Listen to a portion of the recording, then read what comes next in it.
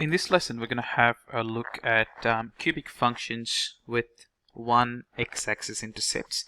Now, there are two scenarios in this case, right? So the first question here says, sketch the graph of the function y equals x minus 2 to the power of 3 plus 4.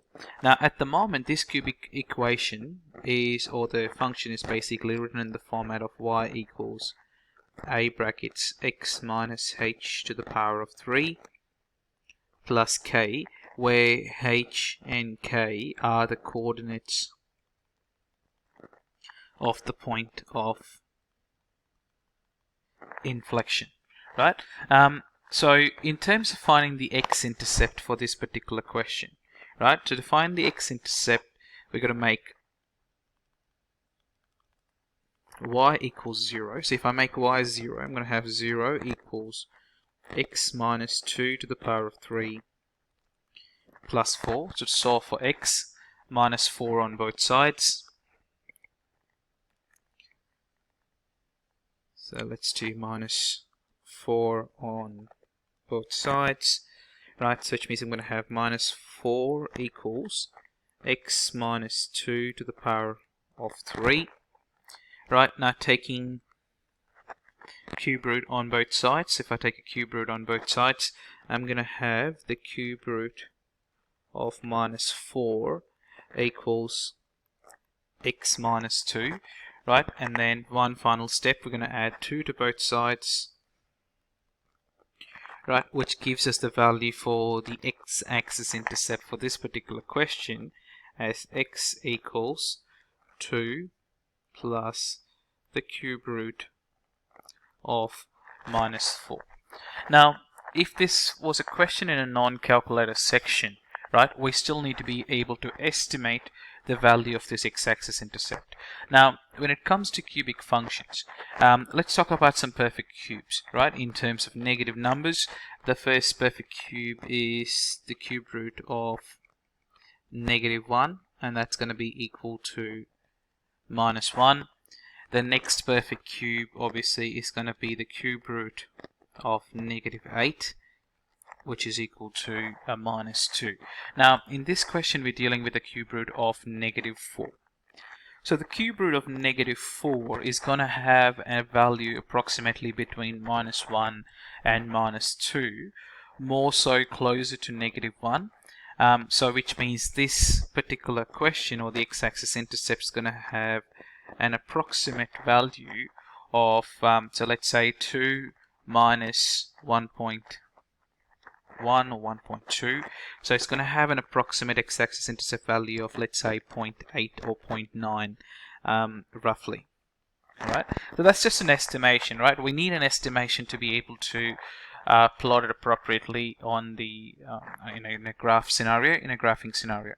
Right. The next one, all right, much more straightforward, is to find the y-intercept of the function. To find the y-intercept, we make x equals 0.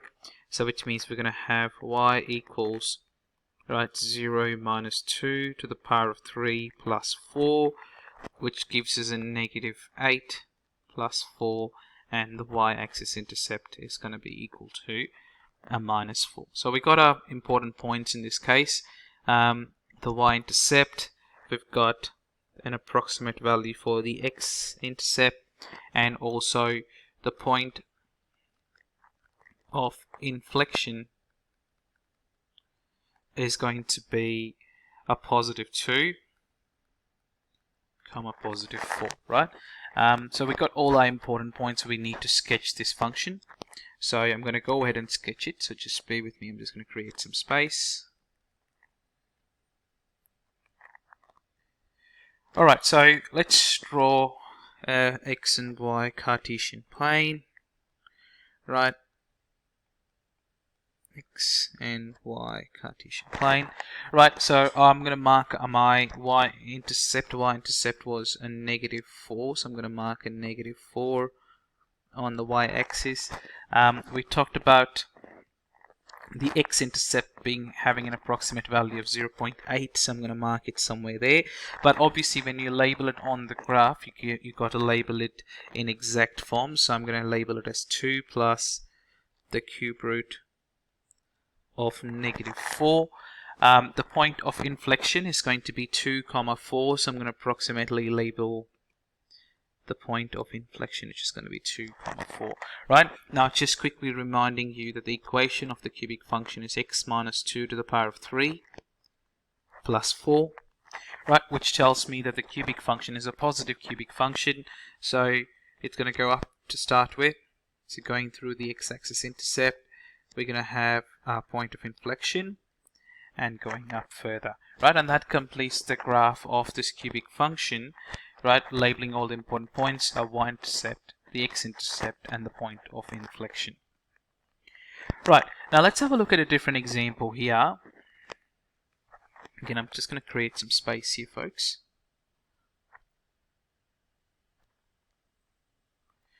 Right, so in this case they're saying, hey, sketch the polynomial p of x is equal to minus x cubed minus 3x squared, take away x plus 5, labeling the important points. And let's just going to assume again that this is going to be, we're going to start without the help of a calculator, so which means I need to first find a linear factor for this particular polynomial. So I'm going to start by doing my trial and error. So I'm going to say, what is the value of the polynomial when x is equal to 1? So I'm going to have minus 1 to the power of 3, take away 3 times 1 squared minus 1 plus 5, and I can see very clearly that this answer is equal to 0, which tells me that x minus 1 is a factor of the polynomial p of x. Right, so to further factorize it, obviously we got to resort to a long division. So long division is going to be minus x cubed minus 3x squared minus x plus 5. Right, we're dividing it by x minus 1, which tells me my first quotient is going to be a negative x squared. Right, so multiplying it with x minus 1, so I'm going to have minus x cubed plus x squared. Right, subtracting the two statements leaves me with minus 4x squared. I bring down my next term, which is minus x, which gives me my next quotient as a minus 4x. Right, multiplying it with x minus 1 gives me minus 4x squared plus 4x. Again, subtracting the two statements. Right, if I subtract the two statements, I'm going to have minus 5x, bringing down my next term, which is a positive 5, and again writing down my next quotient, which is a minus 5. Right, multiplying it with x minus 1 gives me minus 5x plus 5. Right, subtracting the two statements gives me a remainder of 0. Right, so the polynomial of x can now be factorized as x minus 1 times minus x squared minus 4x minus 5. Now if I look into my second bracket, I see that all of them have a negative in front, which basically is a common factor. So I can basically take that out, leaving me with x squared plus 4x plus 5. Now in my second bracket, I do have a quadratic factor, so which means we're going to try and factorize this quadratic factor. So I'm just going to write it separately here. So x squared plus 4x plus 5, right, comparing with the general form of the quadratic equation. My value for a is 1, b is 4, c is 5, a times c is 5.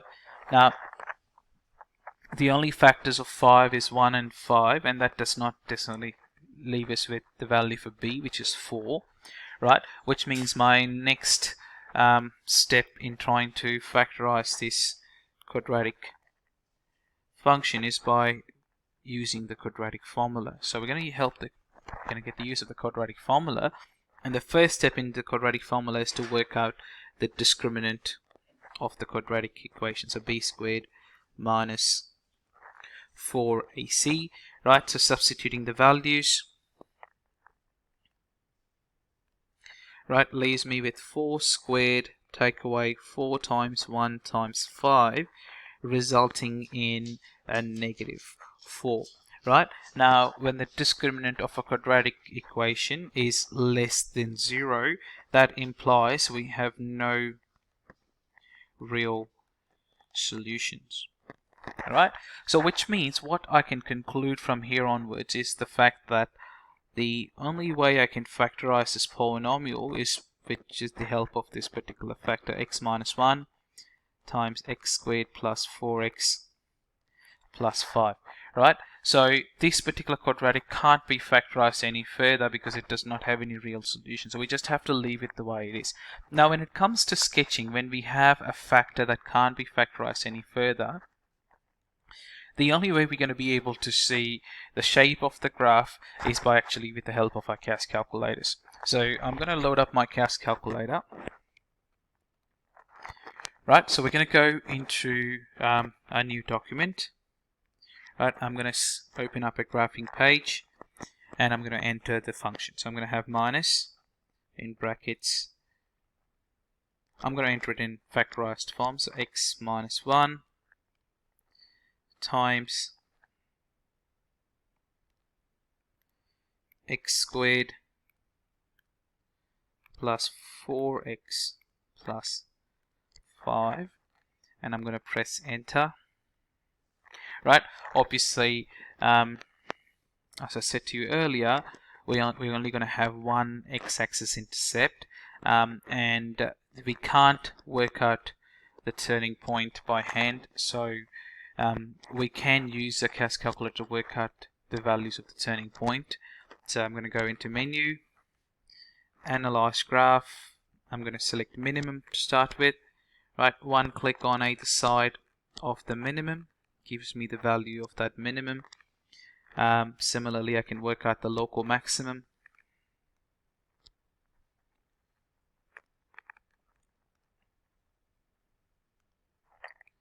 So number 3. Right, one click on either side of the maximum. Right, so those are all the important points. We already have our x-axis intercept, which is 1. The y-axis intercept is going to be a positive 5. As we go by the original equation. So if I go ahead and sketch this, unfortunately we can't sketch it without the help of a CAS calculator, just because of the fact that we have a factor that can't be factorized any further. So we have a quadratic factor that is not factorizable. Alright, so going back to my sketching page.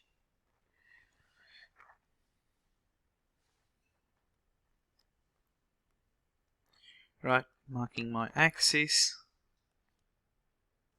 Right, y-intercept is a positive 5, x-intercept is a positive 1.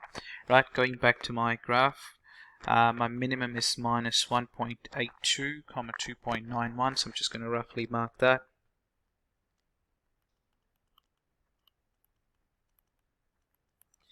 And my local maximum is minus 0.184 and 5.09, so just slightly above the y-intercept. So minus 0.184, 5.09, and again just emphasizing the fact that it is a negative quadratic, so which means negative cubic function. My bad. Going down first, going to the maximum, through the y-intercept, and then the x-intercept, and thereby completing the graph of the cubic function. So the two scenarios of the cubic function with one x-axis intercept, right? The first one is if it is in the form, or in other words a turning point form, or we can actually work out the point of inflection. The second scenario is when we are dealing with a polynomial with a non-linear factor that can't be further factorized. Right, in the case of a nonlinear factor that can't be further factorized, we are going to use our CAS calculator to get the shape of the cubic function, and also to work out the local minimum and the local maximum. Right, with that, we're going to stop with this lesson for the moment. Thank you for watching, and have a lovely day.